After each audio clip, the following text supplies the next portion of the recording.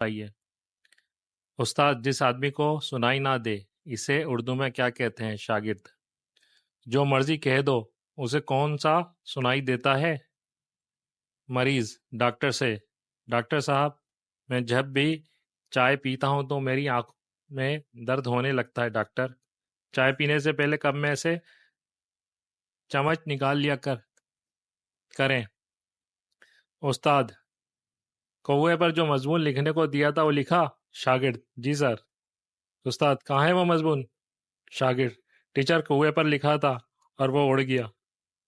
ایک بچہ تیزی سے گھر میں داخل ہوا اور ایک بلب پر اپنا نام لکھ کر لگا دیا۔ ماں نے پوچھا: بیٹا، یہ کیا کر رہے ہو؟ بچے نے جواب دیا: اپنا نام روشن کر رہا ہوں۔